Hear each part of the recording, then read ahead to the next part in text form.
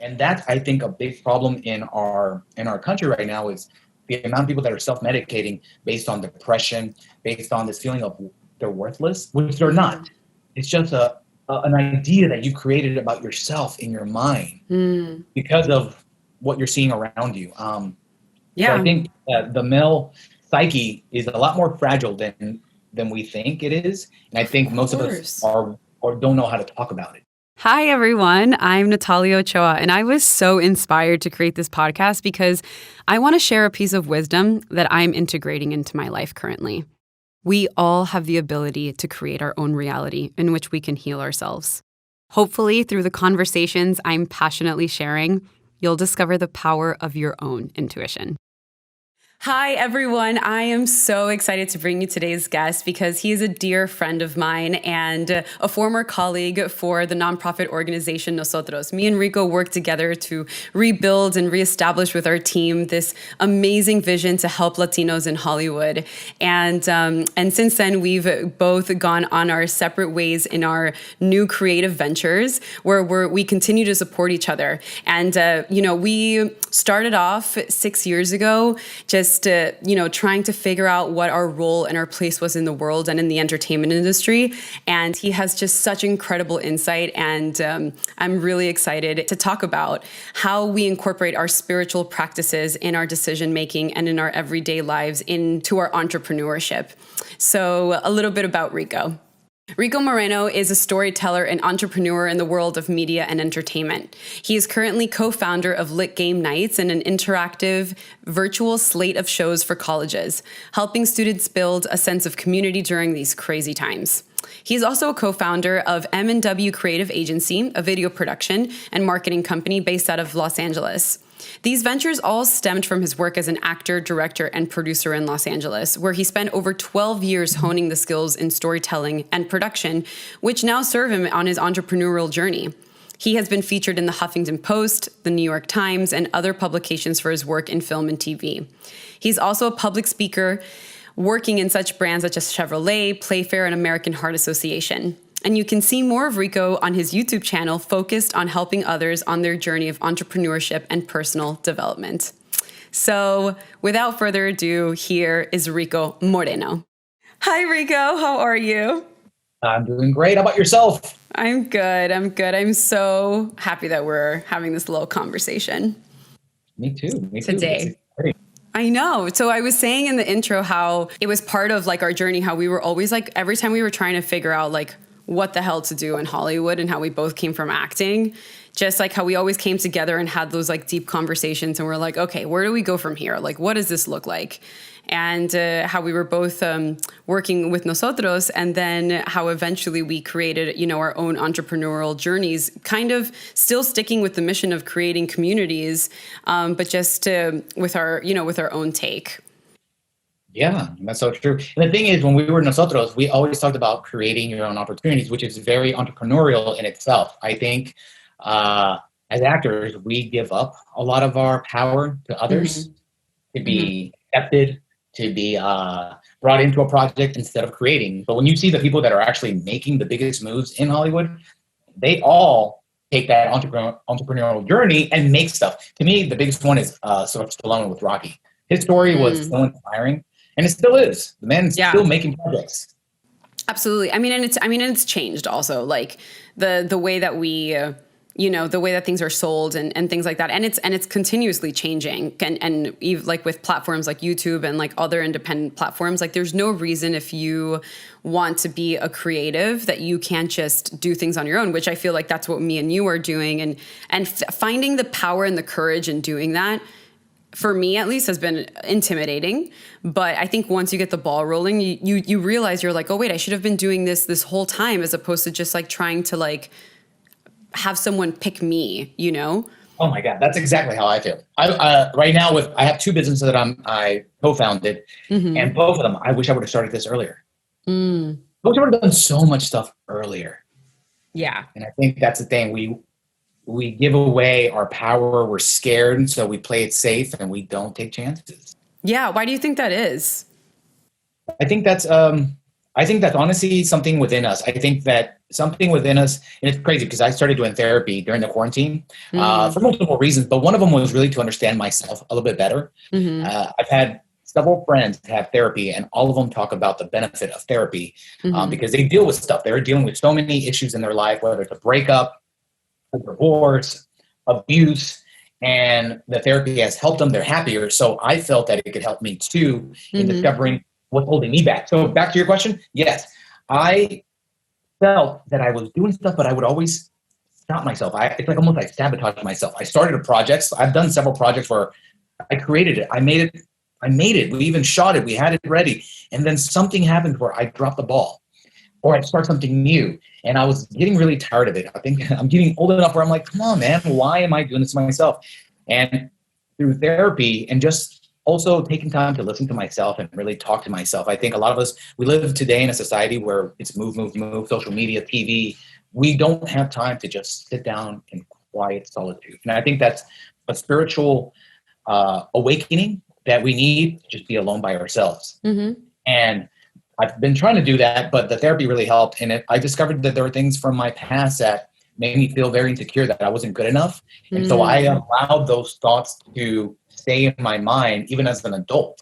Yeah. Even though I don't think them unconsciously, subconsciously, they're still there. And I think anytime I got close to a goal, I didn't feel like I deserved it. So I would sabotage myself in a way. Yeah. Yeah. So that's so interesting, and it's like so awesome that you talked about this because like in my mind, I was like, oh, right before we started, I was like, I wonder if Reko's in therapy because I wanted to talk about being like destigmatizing therapy. I'm in therapy as well. I've had a therapist for like 2.5 years. And I think that there's this like belief system around therapy that you have to have a problem that you need to resolve in order to be in therapy. I thought you had to have a problem. I literally did it, one, because I have insurance. I'm like, why am I not taking advantage of my insurance? Dude, exactly. Same with me. I don't pay for therapy. I mean, obviously through my insurance, but I'm just and I don't go to the doctor. I'm healthy. I don't really need it. So one of the things was for me as a business person now, I'm like, okay, I'm putting money into an insurance, $100 a month, hundreds of dollars a month, and I'm getting zero in return.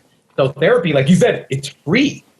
And man, has it made a difference. Totally. Because sometimes you just need someone to like you need to like hear yourself talk like outside because for me, therapy is like a moment where you can really sit with someone for an hour. Cause like, it's different when you're talking to friends and you're venting and things like that. But when there's this consistent person that's kind of going along with your journey that just like knows and can actually just be like a voice of reason that is, what is the word that I'm looking for? It's objective because your friends are always, if you want to vent to your friends, they're always going to be on your side.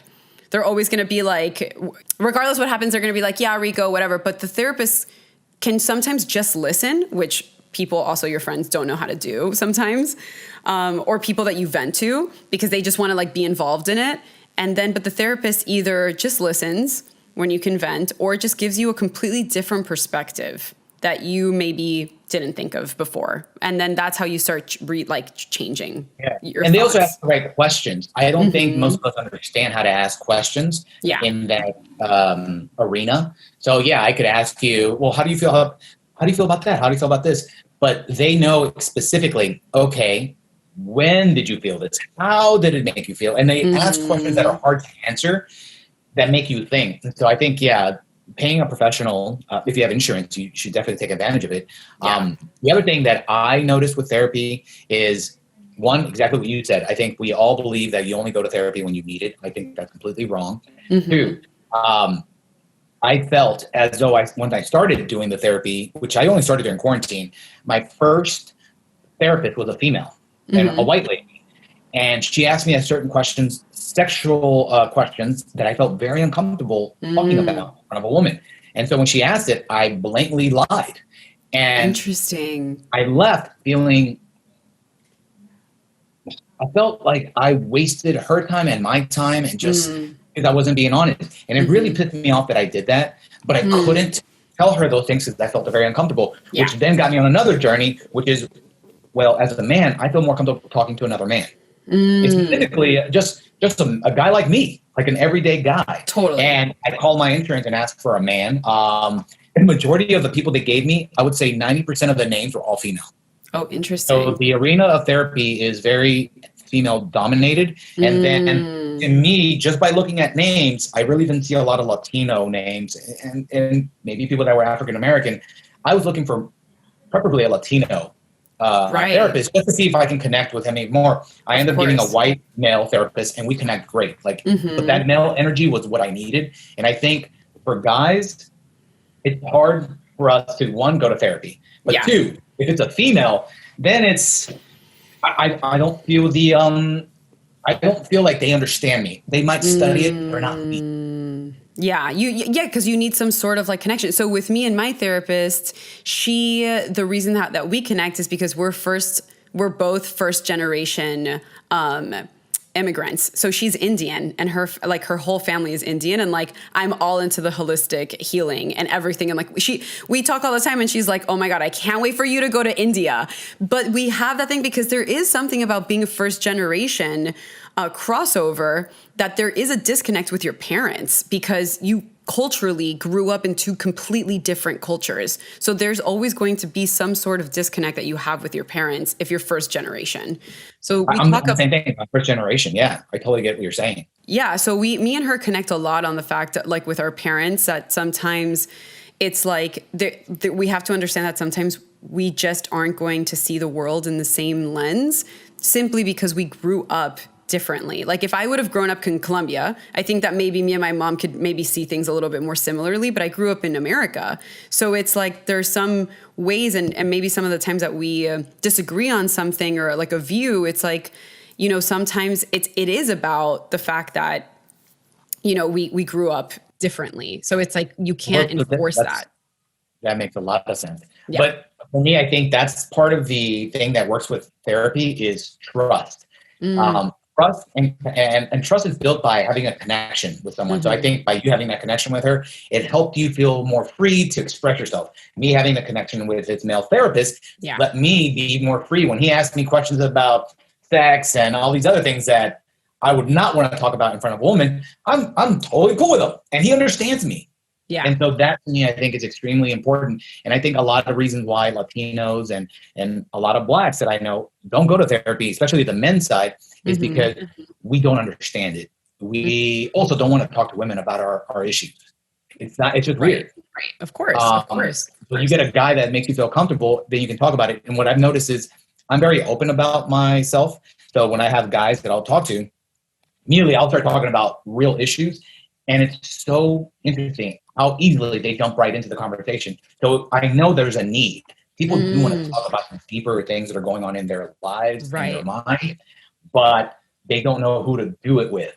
So if they Right. have someone that's vulnerable in the beginning, they're like, oh, I can talk about Yeah. this with you. Yo, man, I'm feeling this way, man. And immediately you get the real person that's dealing with real issues. So Um, that actually brings up a really interesting point. Why do you think that men aren't comfortable in talking to women about their vulnerable side? I think I'm really big into this discovering masculinity for myself right now. Hmm. I'm actually working on a project to kind of uncover it. And I think it stemmed when I got with my wife who had a daughter. So I'm a stepdad.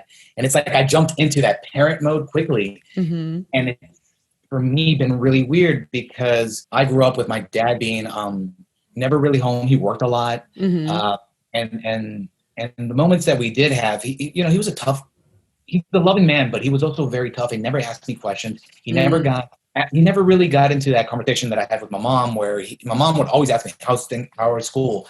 Are you having sex? Are you using a condom? My dad never had those conversations with me. mm, And so now as a dad, I'm trying to discover, well, what is my role in this world as a parent? right. And what is And masculinity? with a daughter. With a daughter. Yeah. And so what is masculinity? What is it? Is it the idea that I had growing up as a kid watching these Rocky movies, watching Arnold Schwarzenegger, these were these brute men who were just strong but didn't have any emotions? Or is it what we're seeing now where men are having more emotion? So I'm trying to discover it. And I think as just like you, I'm first Hmm. generation American. So I'm more American than I am Colombian. Yeah. So I relate Exactly. more with America than I do with Latin America. Totally. But when I meet Latinos that are from out there, it's crazy how that machismo is really Mm, stuck in their culture. yeah. And they think the way they need to be is tough and fuerte, don't show any emotion. Mm-hmm. Um, and so I think we have a misconstrued idea of masculinity in our Mm-hmm. culture. And I think in America, it's starting to shift now. Totally. So, Yeah. No, I mean, listen, and for the female side as well, right? And we had talked about this, how for right now, like for women, it's like we are feeling, or the majority of women have felt the need that now they have to step up and be more masculine, right? Because it's like because of this whole thing that happened. And I think that also for us, for women, we actually haven't been taught how to be feminine, how to be soft, because it sparked so much curiosity in me that you say that you don't feel comfortable speaking to a woman, right? So it's like, so what's going on between the dynamic of males and females, that females aren't making men feel comfortable in speaking about their vulnerable emotions? Like, of course, part of it, I think, is like, yes, camaraderie, and like you feel like you can relax because it's like you feel like you can understand. But to another extent, it's like, what are women doing in today's society that are making men afraid and that are castrating them? yeah, wow, that's a deep thing because I'll be honest with you, the masculinity thing, it started even before this, but now I think I'm deeper into it because I really want to understand it. But just a few years ago, my female friends, I noticed that all of them were having issues with the guys. They would always talk to me like, can I talk to you about my relationship? And I'm like, okay, cool. And every single one of them, I would say 5 girls, all the guys that they were dating were bums. They weren't work. They played video games all day. They weren't holding a job. So the girl not only was providing the emotional support, she was also providing all the income. And I was like, whoa, this is really weird.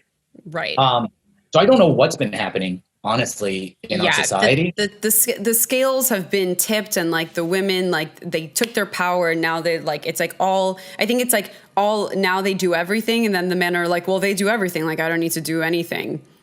There's this confusion, and even in the dating world, I've heard so many men being like, oh my God, like thank you for allowing me to open the door for you, and I was like, of course. And I was like, of course. I was like, what's going on? They were like, there are apparently a lot of women that are just so into this independent woman that they are like, no, like I can open my own door. Like, it's not about that. It's like, we got to bring back the chivalry and like, okay, for younger guys, like I have friends that are in their 20s, and man, when I listen to them talk about dating, it's so weird to me because they're afraid. exactly. They're afraid to go. There was a tweet that went viral, and the guy was like, "Oh, I'm at a coffee shop. There's a girl that I really like. What do I do? Can someone help me?" And one guy approaches, he's like, "Just go up and talk to her." But it's mind-boggling that men today, and I think part of it is because of the phone.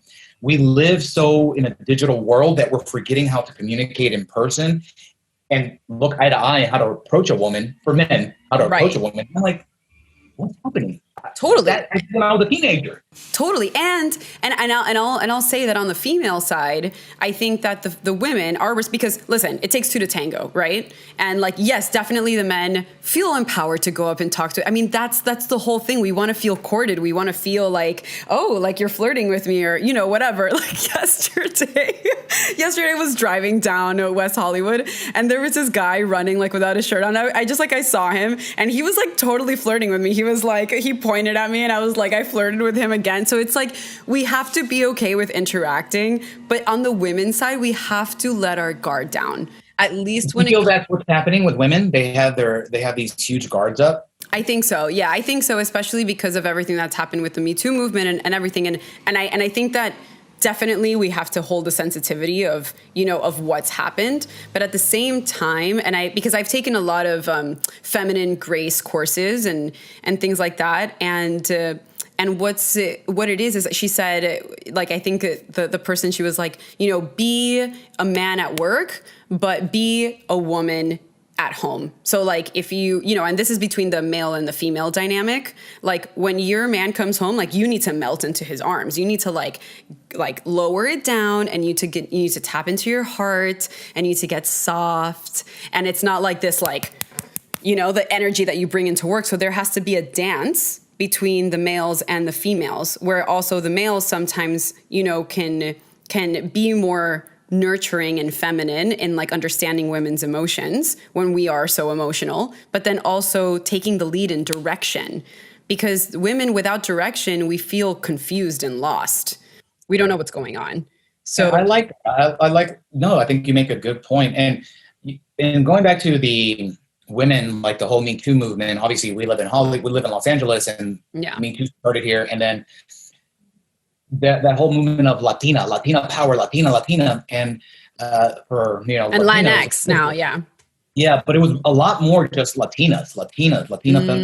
And I felt almost left out. I'm like, wait, aren't we all in our group being discriminated against? But it's like the women were the ones, and I give them credit. They led the charge. Totally. And I felt like, where were the guys? Where are these other Hollywood men that could be up there with them? But I wasn't seeing it. So at first I felt left out.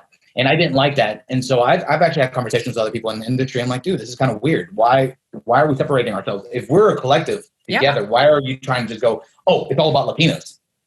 Well, you still need us, Yeah, exactly. It's not one without the other, Yeah, and I think those little conflicts have started other things. Like if you look, and I'm totally against them, the Proud Boys, their whole model, this machismo, that's what they are. They're a group of men who are trying to be like, yeah, we're men, blah, blah, blah. And obviously they're going far right and going into the alt-right. But if you look at those fringe groups, they're starting because those are men who are starting to feel left out of the system. Right. And I don't know where it's coming from. Obviously, it's bigger than just our industry. Because men are feeling this throughout the United States. And I don't know what's happening. I don't know if they're starting to feel like they're being left behind. Because if you look at the numbers, women are going to college more than men now. And Latinos are like one of the highest. So when I started looking at those numbers, I was like, you know what? These Latinas got something. I need to join them. Totally. And I was watching this video about the fact that in the past, when you would see the test scores between males and females, males would always score, like kids were like the standardized testing would always score higher than the women, right? And then the men started just being like, okay, well, how do we get the women to start scoring higher? And now I think like 50 years later, women are scoring way higher than men. Or boys, and so there's we right now it's like I feel like the scales have tipped, and I don't want it to get to a point where like men feel intimidated to come up to us and say hi. Well, that's what if I look at myself right now, and when I look at content and the way things are presented, being that I'm in the industry to tell stories, but I'm also in marketing, I'm understanding the effect that we have on others. So when I see lack of diversity, what it's telling people that are not seen on a show or on content is you don't belong. So with Latinos and Blacks being excluded on certain shows, it almost makes us feel like we can't see ourselves there. We can't see ourselves as doctors or lawyers. Well, there's been a big push for women. So if you're a boy growing up today, I think you're trying to grow up in a world where you feel bad about being a man. You see all these horrible men. They're the ones that get all the press. Not good men, bad men. And then it's always women talking bad about these men who have done them wrong, which, yes, they're bad people. But why aren't we celebrating good people? Why aren't we celebrating these men that are doing great things? Exactly. Like we can have female empowerment with keeping the male empowerment. Like we don't have to diminish the male empowerment. But I feel like we're doing what we're not supposed to do. It's female empowerment. Men are bad. And I see it with my daughter. She'll go, girls are good, boys are bad. And I'm like, wait, what? You're 8 years old. Where are you getting this from? You're in quarantine, so you're not even hanging out with boys. But it's somewhere she's getting it. I don't know if it's on YouTube shows that she watches. Somewhere she's already getting this thing where women are better. And I'm like, okay. So I have to sometimes talk to her. I'm like, no, we're all good. We need each other. Yes, absolutely. I like her to be proud of who she is. For me, it's not being about just being proud about being a woman. Be proud of you. Take responsibility for what you do, not the collective. You're responsible for you. Exactly. So I'm really more about her owning her responsibility, what she does as well. But I've noticed it with her, just in those little conversations where she kind of puts boys down. Yeah, and that's it. That's not good. That's not good that we're getting into that sense of, like girls rule and boys drool or whatever, right? It's like, we have to actually, if we want equality, which is what literally everyone is fighting for, we do it through expansion. We don't do it through putting the other person down. We don't do it I love through. that. Yeah. Yeah, we don't like, because or else we're just always going to be undivided and unequal. And it's in the male's like DNA to be the provider, to be the one that That sets goes hunting. direction. I mean, think about it. Evolution. Yes, we're the hunters. Exactly. It's in our nature. It's in our DNA. So we have to remember that and not get lost into what society is really putting around the And concept. I'm going to go. So a couple of things that I've done last year before the quarantine. So I worked with the American Heart Association and I toured the United States, mostly in the East Coast, doing shows for them and kind of being a spokesperson for the American Heart Association and the importance of CPR and knowing how to do it. We were in Kentucky, West Virginia, all these places that are being affected by the lack of jobs and their huge meth and heroin out there. There's a population that uses those drugs. And for me, when I was there, I asked a lot of questions. So I was talking to the locals and trying to find out what's happening. Well, it's everybody, but a lot of men are doing it. And the reason is they have nothing else to do. It's like they feel they've been disregarded and they are worthless because as a man, like you said, they're used to providing, or at least the image is I gotta provide. To be a man, I have to work. Well, if there's no job here and I'm worthless, and my wife can work, she can work as a nurse, I'm the one at home doing nothing, I can't get a job, they start getting really depressed. And since men don't like to go and talk about their feelings, that depression gets deeper and darker. Yeah. So you self-medicate instead of going to a therapist. And that's, I think, a big problem in our country right now is the amount of people that are self-medicating based on depression, based on this feeling of they're worthless, which they're not. It's just an idea that you created about yourself in your mind because of what you're seeing around you. So I think the male psyche is a lot more fragile than we think it is. And I think most of us are or don't know how to talk about it. Of course. So what would you say then? I can give a tool to the ladies and maybe you can give a tool to the men that we can give as a little takeaway. So for me, I would say women, be kind to men. They're not all bad. The ones that are bad, they're bad. And then there are a plethora of such good men that are ready to like love it and like provide if you give them the opportunity. Like I always give the opportunity when a man always wants to come up, like even in the supermarket and says, "Oh, can I help you put that in your car?" I'm like, "Of course." And I say, "Oh my God, thank you so much." I step into my feminine, right? Or like when a guy asks me if they can help me, I always say yes. If they say, "Can I take that to the trash?" Absolutely. Even if I can do it, it's about making them feel empowered that they are needed in my life, whether it's just to take something to the grocery, to the car. You give them that sense of they're needed. I think that the key to that, what I'm hearing from you is you're right. We all want to feel like we're needed and we belong and we're a part of something. So even as simple as that person, you have no idea how you affected them. They might feel like, "Oh, I did something good today." And they're happy. So what happens to you as a man if like you tell me, "Oh, Natalia, can I help you like pick up that mattress? It looks very it looks very heavy." And I say, "No, Reko, like, I don't need your help." Like, what do you feel? Rejected. You feel rejected. Yeah. And rejection leads to a negative feeling. You just feel like, "Oh, I'm not needed." And then you walk away. Instead of with your head up, you walk with your head down. So then if if this mattress looks very heavy and you're like, "Can I help you, Natalia?" And I'm like, "Oh my God, thank you so much." Like, yes, I would love your help. How do you feel? It's like a little bit of that hero complex. You're like, yeah, "Hey, exactly. Exactly. Because this is funny and it's cute. We're making jokes of it. I'm making jokes of it, but it's honestly true. I think those little increments of reward and punishment, because that's what it is. If you think about it, the simplest form, it's a punishment or a reward. The person comes to you, asks if they can help you. The way you respond now, it's either a reward to make them feel special, or it's a punishment. You're worthless. Get away from me. Exactly. And that's how we can implement it into like our daily lives, like just little by little, just like I love that. Yeah, opening the door for someone and just like, thank you. I didn't even think about this. I didn't even think about what you're saying. I'm like, "Oh shoot, that makes a lot of sense. I like this." No, you're totally right. And you make someone's day. Today I had to go get a COVID test for a shoot that I'm doing next week. And the two ladies that were doing it, we were just chatting it up. And I was talking about boxing and they started talking about boxing, how they love it. And we just got into this great conversation. we left all smiling. So that little interaction just made all 3 of our days. I left feeling happy. They were happy. And I think that's important to think about other people too. Because I could have easily just walked in and be like, I'm never going to see these people again. I'm just going to listen to my iPod and my earphones and just be like, all right, do your test. Great. Thanks. Bye.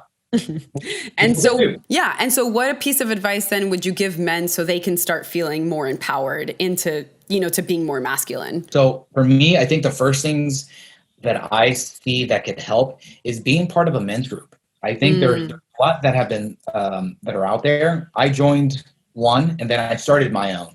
And I think that little collection of men, whether you're starting it with just your friend or whether you look for one and actually join it, it's very helpful. I recommend actually joining one before you start one, because you need to have a leader that knows how to talk to all the men and make you feel comfortable. I think that's one of the most important things, because I had no idea how many other men felt like me until I joined my group. So you feel like you're the only one. You feel weird in your own body because you're like, why do I have these thoughts? Why do I feel insecure? Why am I not stronger? Why am I not better? Why don't I have more money in my bank account? All these negative thoughts. And then you go to a men's group and you're just realizing, oh my God, we're all dealing with the same thing. And wow, we can all help each other. And I think that sharing of ideas and feeling comfortable in a group lets you become more vulnerable in just your everyday life. But it starts somewhere you can feel comfortable. And if you think about guys, they love to get together and watch sports. Of course. It's camaraderie, right? It goes back to that, hunter-gatherer, like the men love to get together and just share whatever, just like how girls need a girls' night out just to gossip and talk and do all of those things. Talk about that. Guys would go together and just talk about the sport. Exactly. I mean, whatever. He broke the ball. And so we don't connect. We don't connect in the deeper level. We are literally superficial. So that's why I say join a men's group where you actually have a leader that can actually do it. So you can go to a men's group, you watch the game, but then the leader, the guy that's running it, is going to be like, all right, guys, we're turning off the show real quick. Let's talk about this. Everyone meditate. So the one that I went to, I got invited by my friend, but he couldn't go that day, and I didn't know that. So I showed up, and I didn't know anyone. I was like, oh, where's my buddy Bobby? Where's Bobby? So I'm very uncomfortable. They all know each other. I'm this random guy that walks in, and they're like, all right, we're going to meditate. So, but I think some men are too masculine and don't have the feminine, or they don't like to show the feminine. Right. So then I think that for the men, maybe it's be okay with showing your feminine side, right? Yeah, I think it's more about that. I think it's allowing yourself to show some feminine side. We sometimes we're afraid to be ridiculed by others. Of course. And the funny thing to me is if you're a true man, you just, can I curse here or no? Absolutely. Okay. You shouldn't give a fuck what they say.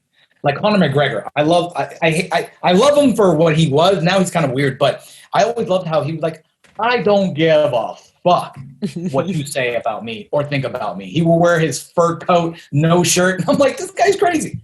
He didn't care. If you're a true man, you can be vulnerable. You can have the feminine side. I've let my daughter paint my nails.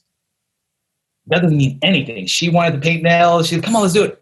I was like, all right, fine, do it. So for me to be vulnerable and someone would have picked on me, I wouldn't care.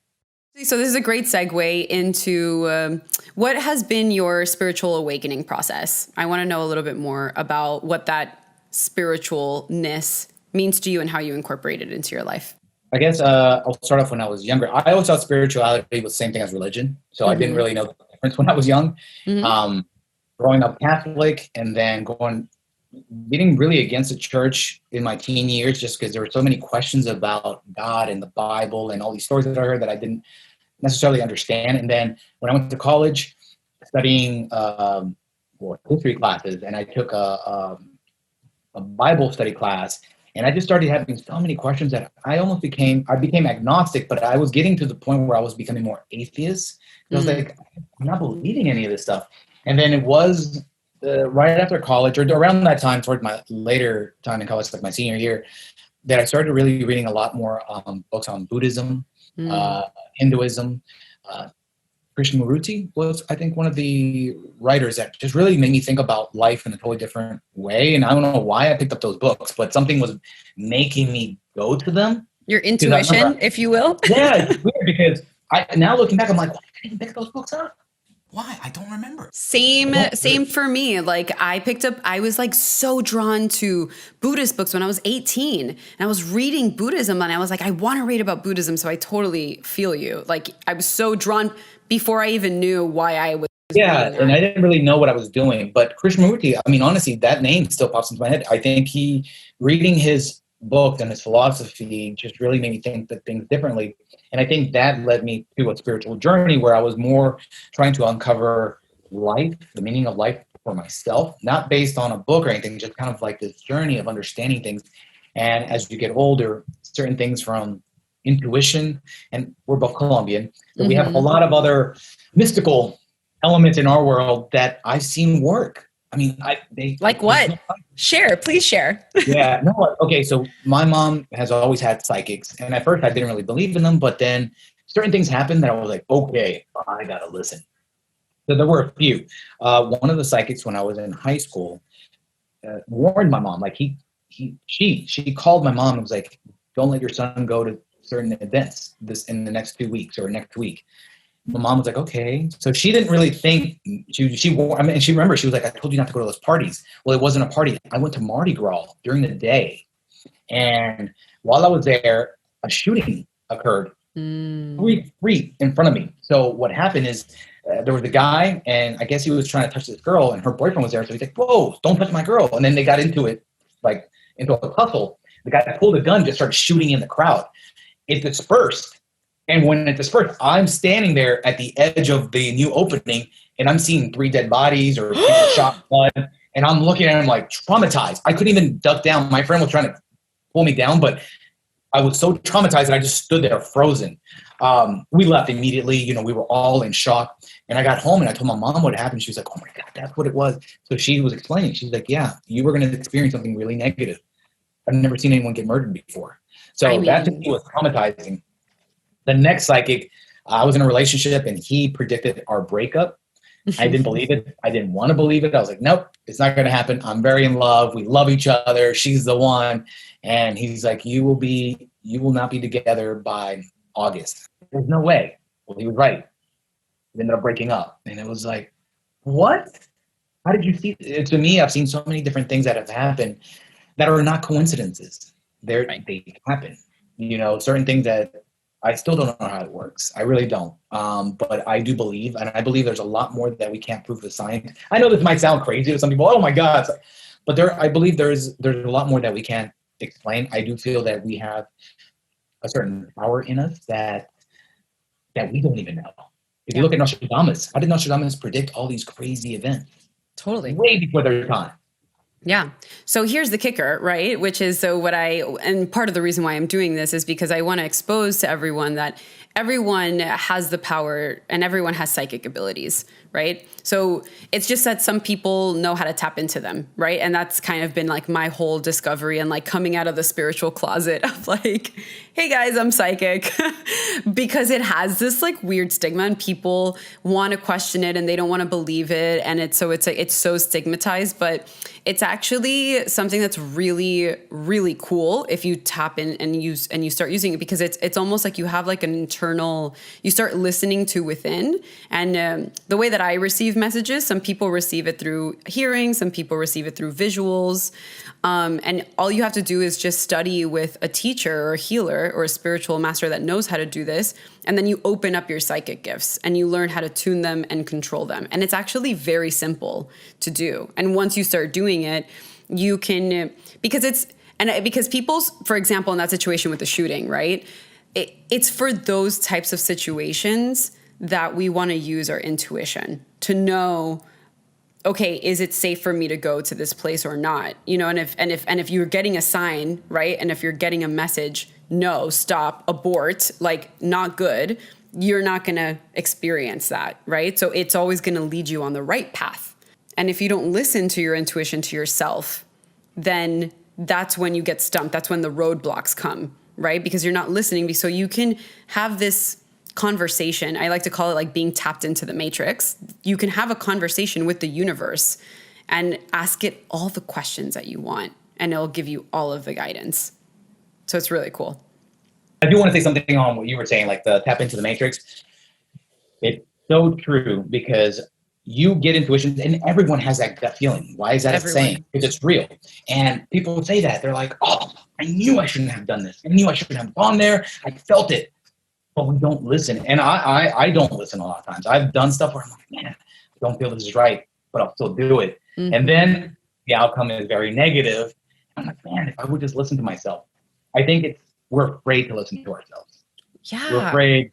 Yeah, there's a fear of listening to yourself, listening to intuition, because we don't really understand it. We don't take the time to connect to it. To connect to it, exactly. So if you understand that these gut feelings and these messages that you're getting is either like your soul talking to you or your higher self or the matrix or the universe, something, because they're always trying to protect you into the right path, into the path that you were here to like be on this earth, right? But if we don't listen, that's when we get problems and problems and problems. And that's why people get sick. And that's because like, it's like, if you don't listen after a certain amount of time, then it's like, it's kind of the perfect example is when your mom says, don't touch that, it's hot. Don't touch that, it's hot. And you're listening and you know that it's right. And then like you go and you touch and then you burn yourself. Like, why did you have to burn yourself? Like, why did you have to get to the point where it's painful as opposed to just listening to someone that knows? And that someone that knows is yourself. So interesting, because my mom will be happy to hear this. That honestly has come to fruition so much. My mom has told me so many things to do and not do. And I always kind of rebelled, or I didn't really pay attention, and I had bad outcomes. And now it's like, Mom, you were so right. I keep telling her, I'm like, Mom, all this stuff that you told me, don't worry about these things. Don't think about the negative. Think about the positive. Because the more you think about the negative, the more depressed, the more you're going to, and I dealt with depression when I was younger. And she was right. Now, as someone who has actually had depression and felt it, and I still get bouts of it here and there. Never did I get therapy for it because I didn't really understand therapy. I think therapy to me was something what white people do, not what Latinos. I'll be real. I just felt that it absolutely. Latino thing. I only saw people, Jewish white people do it on TV. Exactly. So I never really connected it as something that I would do. And when I dealt with depression, I just dealt with it, and I've had bouts of it. Now that I understand it, it's so interesting how your thoughts and your own little things that lead to this negative behavior can put you into a place where you just keep going into it deeper and deeper and deeper till you can't get out. I now have things that help me. I've realized through these years, there are certain things that can get me out of it. And I think the biggest thing is take action. My first thing, if I'm starting to feel depressed, because sometimes it happens, you just things in life, I have to go for a run or I have to work out. I have to have my blood flowing. And if I do that, there's something that changes the chemicals inside my body, something's changing. Yeah. Second, I have to eat well. When I fall behind on my eating and I just start eating whatever, pizza, burgers, whatever it is, I notice my mood change. So I know there are chemicals in the food that are affecting me. And I also know that physical action can change you. So those are two things that I've learned to deal with these things. But now that I do therapy, I throw that on my therapist. I'm like, look, I feel this way. Why? help me. Totally. But that's something that I'm like, you know what? There are things that we feel that we know we're doing wrong. I know when I'm doing something wrong, and I'm like, oh, and I shut my mind. I shut whatever is talking to me going, don't do this, Reko. This isn't good. You're not going to be happy about this. And I'm like, shut up. I'm going to do it anyway. And that voice that you're hearing, some people are like, oh, psychics or like mediums, like they hear other voices. Like, no, we hear our own voice, right? It's my own voice. Yeah. It's so we're all hearing our own voice, and that's your intuition talking to you, like the wisdom. And then we're being like, fuck you. Like, I don't want to listen to you. I want to eat this burger. Like, just listen. And then we will live happier lives. That's why I'm naming this the power of your own intuition. If we all understand to listen to those thoughts of light that are positive, that are trying to help us, then we can live a life that is not filled with depression. Because I also suffered from depression, and we talked about this, and high anxiety, and it's like, it has to do when we don't listen to ourselves, and when we don't listen to ourselves enough over and over and over and over and over and over and over again, it basically is telling our minds like, you're wrong, you're wrong, you're wrong, you're wrong, you're wrong, you're wrong, you're wrong. So then we get like out of alignment, and then we're just like, screw everything. But there are so many ways for you to just like release that and get out of it and then get back up. Even us having this conversation about being vulnerable, about talking about depression, not a lot of people like to talk about this stuff. have that anxiety and not dwelling on it. We're not sitting going, oh, poor me. Oh, no, it's more of, look, I've dealt with it. This is how I get out of it. There are solutions to everything, but I think most people don't talk about it. Totally. They don't listen to themselves, and they're not willing to talk about what's going on in their head or in their gut, like their feelings. Totally. And it's totally okay to do. It's like, it's encouraged. And actually something really good to do is actually to write it out on paper and then like burn it. So that's like a little thing that I learned, and it's a spiritual tool, but it's like, it makes complete sense. Like when you're feeling like extremely angry or you're feeling like really depressed, it's really good to put it out on paper and then like crumple it up and throw it away, because that's moving energy. You're kind of like, I've always heard, I've done that in like the Artist's Way. I've done little ceremonies in the Artist's Way, which is a great book. I highly recommend that book. Yeah, it's incredible. I still do my morning pages almost every day. Yeah. And that's become something that I love. I also do a night pages, but I know that I've been in groups where we did it and we would write our journaling and then we would put it in this metal container and then they would light it on fire. It was like releasing all these negative thoughts about ourselves and all this other stuff, just like cleansing ourselves. Exactly, because that's what it is. Because fire has the ability to transmute.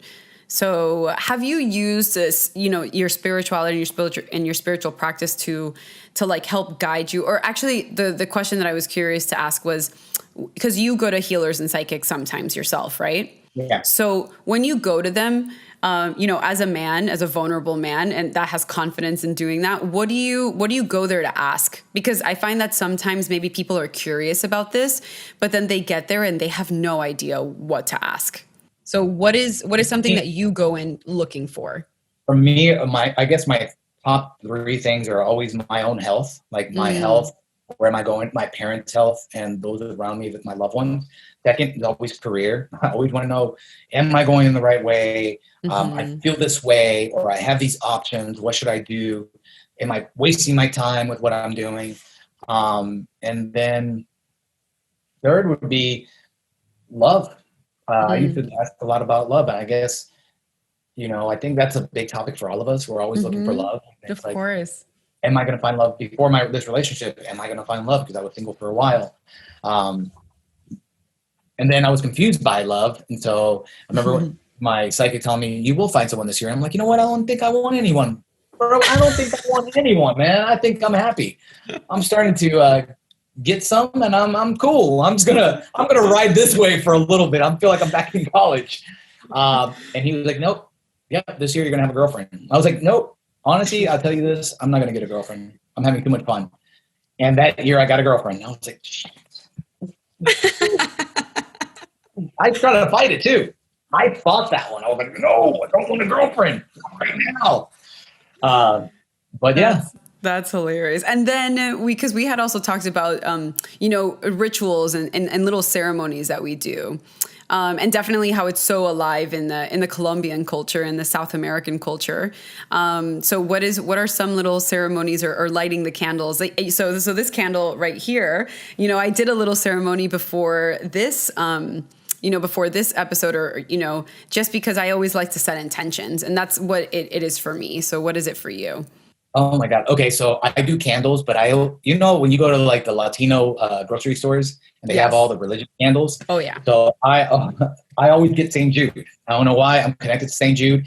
I would say I'm Christian, but it's not like I go to church all the time. I'm not someone who reads the Bible all the time, but I connect to it. Now that I'm very spiritual, I do believe there's a higher power. I really, really believe there's a higher power. You can call it the universe. You can call it God, Buddha, whatever you want to call it. There is something there. For me. And for some reason, going back to how I grew up, those images, those icons, Jesus and all those are the ones that I connect to now. And so for me, St. Jude is someone who I really connect to. So it's funny because my wife, when she first started seeing it, she's like, oh, this is weird. You just have candles around the house? Ring candles, okay. And I'll only buy that one. So she would see it in my room, in the living room. And, I like them. But they're, for me, a way to, I don't know, I don't do a ceremony like you do. I just do it. A ceremony for me is putting the candle, touching it, closing my eyes, and praying. That's what a ceremony is. Okay, so I do that. I pray. I'll ask for something. But I do that. And I also do sage. I burn sage. Yeah. And I notice for me, once if I feel negative or if my house feels negative, there's something going on, burning the sage, bring it around and praying as I'm smudging the air, I feel different. And I don't know if it's real or not, and it doesn't even matter because it's what makes you, how do you feel? I feel like it makes a difference, and the mind is so powerful that it is making a difference. Yeah, and the thing is that it is actually doing it. It's just that we've been trained to use our logical, analytical mind only, right? So Yeah. in our analytical mind, how could it possibly make sense that if I light this, that I'm gonna feel better? There's no like logical connection, right? But if we're all connected to spirit and we know that there are like good and bad spirits hanging out, right? Then like if you do that and it's like the bad energy or like because we create bad energy sometimes, at least I'm very like, I'm a deep empath and I feel like when people are really angry around me, Yeah, oh my God, too. like I feel it like 100%. I'm like, holy crap, I just felt like I took that on. And then I sage it and I'm like, I release that. No, but I do too. I feel people's energy. I can feel people who are confident. I feel sadness. I think a lot of us do. We just don't realize what we're feeling. Yeah, exactly. So there's definitely modalities to like hone in on that because it's that's all speaking to us saying that we're connected to each other and that we're all energetic, right? Very true. Very, very true. Yeah. And how, so when thinking about your career, because I would go to psychics and mediums all the time before I learned that I could do it myself. Because I only thought that they could do it. Like they had a special gift. And then one of them finally told me, she was like, oh, like you can learn to do what I do. And I was like, what? I was like, are you serious? I was like, pfft. And only in like 8 weeks, it took me like, it was an 8-week course and I learned how to do it. It's very simple. It's very, very easy to tap into it and to hone into it. But I used to always ask about career as well. So how has it helped you shape and transition out of what you're doing and now fully feel empowered in being an entrepreneur, or has it influenced it? I guess on this aspect, I went internal. So for me, it's how I felt. I didn't go to a psychic. I thought the answers are in me. And I just like you, I think most of the answers are in us. It just feels good to have validation from someone else. Which is why people go to psychics, right? Because when we realize that the answers are within and that we can receive information and that it's actually in here, we don't have to go to anyone else to tell us. And that goes back to that confidence. Sometimes we're not confident enough, so we need that second or third person to say, yes, you're on the right track. With what I've done this year, because I started transitioning out of acting probably last year, more this year, I'm still acting. I'm just not focused on it. I still like it. It's still fun. It's still, to me, storytelling is storytelling, whether you're in front of the camera or behind the camera. So I'm definitely still doing storytelling. But as far as acting, I'm no longer taking class. I'm not spending money. I'm not even chasing it anymore. I'm like, look, if I never do it again, I never do it again. It's fine. Yeah. I want to set up my own business. And for me, it was taking the time to write. I journaled a lot. What do I want to do? What skills do I have and where can I help others? What value do I bring to the world based on all my experiences? And that to me is my biggest question. What value can I bring? What value can I bring? And slowly answers started popping up. Well, you can tell stories. You can help with marketing. You can help this. And that's where I was like, well, I guess that's where I'm going to go. I'm going to go this route. And that's what I've been doing. So now I'm working in marketing, telling stories, commercials for small businesses and bigger brands. We also started another company, which is all about communication. It's literally taking you on the storytelling journey to build more relationships. So that to me felt right, but it took me asking myself, because I spent so much time trying to be an actor and just a filmmaker. And to let go of it was really painful, because even it's like a bad relationship. Sometimes it's hard to break apart just because you're almost comfortable in that bad relationship. Yeah. And I think me and acting were in a bad relationship. It sounds weird, but I think we Honestly, me too. So it happened to me like a couple of months ago, where I decided that I was giving up Hollywood and because it's like my whole life has been centered around me trying to make it. Like, and it's because I was just so passionate about acting and, and being in this grind and everything until I realized what a toxic environment it is to and actually I got this from an Ayurvedic practitioner, how everything in life needs to be a equal exchange of energy, whether that's money, right? So it's like money for your time, like things need to feel equal in order for us not to feel depleted. Right? Ooh, I like that. Okay. So in acting, we're constantly giving of ourselves, constantly, with nothing in return. We're showing up to auditions with not even a phone call to be like, sorry, we're not interested. We are constantly showing up to like readings that are for free that don't ever amount to anything. We're constantly having meetings with people and asking them for advice that then don't lead to absolutely anything. Like there is so much time and energy. Money you put into it to get nothing back. To get nothing back. So all the headshots, all these damn websites that you have to sign up for just to get an audition, the postcards, all this stuff to get zero in return. I mean, wow, that makes a lot of sense. Yeah. So really, when you're thinking about what you want to do, and I would love for you to to tell us exactly what the journal prompts were for you, because those are really powerful for you to sit with yourself and say, even if you want to be an actor, because it's not to say that it's impossible, but what value are you bringing to people, right? Yeah. Because at the end of the day, I had to break up with my old self is the way that I called it. When I decided that I no longer wanted to do this, it was heartbreaking because I was like, I spent my entire life wishing and dreaming about something that once again was not for my highest good, and that's okay. But like it's our ego that takes over, that just wants to cling on. I dealt with that whole idea of I sacrificed everything to come to Los Angeles from Texas to work and be an actor and a filmmaker. And it's like I was in it, but I never got to the point where I wanted to be. And I started feeling like a failure when I started letting it go. But I tell you what, once I let it go and I really started focusing on what made me happy, what value I brought to the planet, I'm confident. I'm confident enough to go, I don't need that. I don't need to do that. In life, just in general. I think that breakup was so needed for me because I had given acting and Hollywood so much power over me that I was miserable. I wasn't confident in myself and I was desperate. And I think that's the worst thing that you can be. When you're desperate, no one wants to work with you and you're easily manipulated by others. Imagine us talking about this like if it was a relationship, right? Yeah, you're not getting anything from your partner. You're constantly chasing it. You are just exhausted. They're cheating on you every night. You go to sleep, they leave. Exactly. And they're just like, you never get a response from them, right? You're chasing something and then like, and you're feeling confused. And then you're finally like, okay, like how much longer am I going to be doing this? Like hanging out with a person that's not giving me anything back. So then that's a good way to put it. I think I love the analogy that we have for it because it's a relationship. And I think, each his own. I think if you want to be an actor, go for it, own it, be confident. Don't be desperate. Don't get desperate. And I think the biggest thing is you have to really own it and try to bring more. What value are you bringing to this industry? And it can't just be acting. Like you have to be more than just an actor.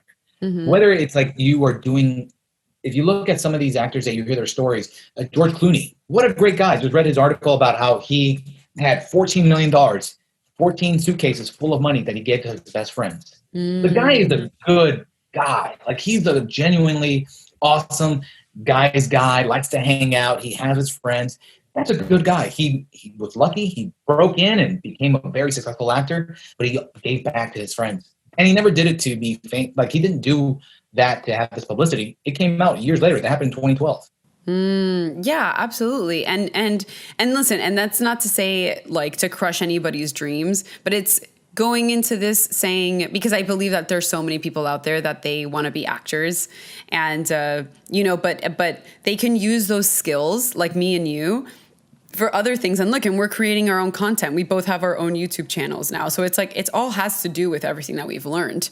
So those skills can go a long way, and we don't have to wait for opportunities to, to call on to us. And sometimes, like the way that, that I work with all of my healers, it's say, is it in my highest good to do this? Or is there something bigger out there? Because at the end of the day, all celebrities, if you want to be a celebrity, if you want to be famous, Why is that calling to you? For me, it was because I wanted a larger platform so I can speak, so I can inspire. And I didn't need to be a famous actor to do that. Like I could do it now, That's so true. Yeah. It's like, or for example, what was the other thing? Like, a lot of famous actors, all they do is brand sponsorships. They do, they have different companies, they open nonprofits, like it's a full business. So how can you look at yourself in that way and see what are the attributes of that thing that you want, right? And is it accessible in other areas of your life and other careers? Very true. These famous actors, they have multiple things going on. Like it's not just one thing. So why limit yourself? It's really thinking and making a bigger scope of what this is for you. I think that's a good point. And I think, sometimes you have to go through that journey. And that journey your journey is never going to be perfect. It's never going to be beautiful. It's not going to be sunshine and rainbows. You have to go through the mud, through the dirtiness, through heartbreak. I think that's life. And I think a lot of us just are too afraid to do it. So just take the chance. If you want to be an actor, go do it. But I do want you to learn from other people's mistakes and be prepared so you're stronger and better than what we did, and don't give away your power. Don't be unconfident. Don't be desperate. And it's going to take you somewhere else. Like I think it helped us in our journey for what we're doing now. And if it wasn't for storytelling for me, I wouldn't be as open-minded, as vulnerable as I am as a man, as willing to listen to others. Totally. Regardless of your race, your religion, your political affiliation, I'm willing to listen to everybody because I feel like we need each other. Yeah. And if it wasn't for this industry, I wouldn't be that open-minded. So this journey was important for me, and all these mistakes and understanding how I feel when I'm not confident, when I give away all my confidence, all my power to someone else, how I feel. And now I never want to be that person again.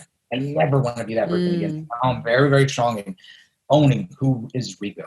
What makes me happy. Yeah, and you're saying that you've booked things now. Like now that you're just... I'm not even looking for it, and I'll still audition here and there, and then all of a sudden now during quarantine, I started auditioning more. I'm like, all right. And even when the auditions come, it's not that I'm not grateful. It's just I'm not focused on it. So it comes, I'll do it. Mine's off. I've already moved on because I'm focused on my businesses. I'm focused on stuff that I have control in. That makes me confident. I don't have control in an audition. I do my best, and then I walk away. Before, the old me would, I hope they call me. When is the callback? When did it? Yeah. And I would be so desperate to work on whatever I just got auditioned for that I didn't have fun when I did it, and I never got the call. So now I feel very rejected. Now my focus is somewhere else, and now they want me. It's like it's going back to dating. People want what they can't have. People want, exactly. Like, it's not a cool life to live, to like just be rejected all the time. Like, find the people that like you, find the things that work for you, do that. And so now now Hollywood's knocking on my door. I'm like, okay, I'll think about it, but I'm focused on something else. But I think that goes back to confidence. Yeah. It's like I'm way more confident because I don't care. I've already given that up. So if that doesn't come, I'm fine. Now the businesses I have more control in. And so I feel like that's what's weird. It's like I'm getting in, and I feel more confident in everything I do. So in an audition, I'm way more confident. Public speaking, I'm way more confident. Meeting with a potential investor, way more confident. Meeting with a client, way more confident. And I think that's all stemming from letting go of that bad relationship and looking for the more positive relationship in my life. Yeah. And something that you are passionate about, something that you're mission driven about, something that you've sat with yourself and contemplated why do I want to do this and what value can I bring? Because being a good anything, entrepreneur, being a good person in the world, being a good anything, parent, child, daughter, son, you ask, how can I bring value to what I'm doing? How can I bring value, especially with the times that we're in right now? Like, how can you bring value to the world and to others? And if you don't feel like you can bring value, then that's the deeper work that you have to do, because everyone has the power to add value to someone else. I mean, and there's so many ways to add value. It's not even just starting a business. It's going back to what you said, from the beginning, allowing that guy to help you move the mattress or open that door for you. You gave value to him for that moment. Mm-hmm. And I think that's what we need to do more. To give each other value, give a smile. They sound so simple, but in reality, I think that all makes a difference. I agree. And with that, I am going to put on something very special for us.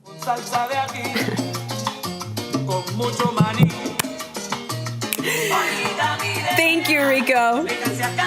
We're going to dance our way out of this.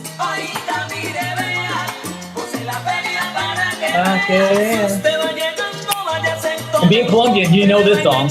Yes.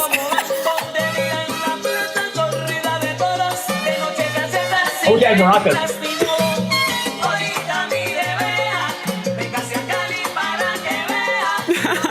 Anyway, thank you so much for such an amazing conversation. And I'm just so grateful for our journeys and our ventures. And then most importantly, how can we find you? Tell us all the information about your YouTube channel and just tell us all the info of where we can find you and everything that you do. Really easy because I just go by my name. So Reko Moreno on YouTube, Instagram, and Facebook. Amazing. So follow, subscribe, do all of the things. Yes. No, but this was great. Thank you so much. Yes. Thank you. Thank you so much for joining. If you found this podcast enlightening, please like, subscribe, share, and follow Power of Your Intuition _podcast on Instagram. This podcast is available on Spotify, Apple, and YouTube, and you can join my newsletter at nataliaochoa.com.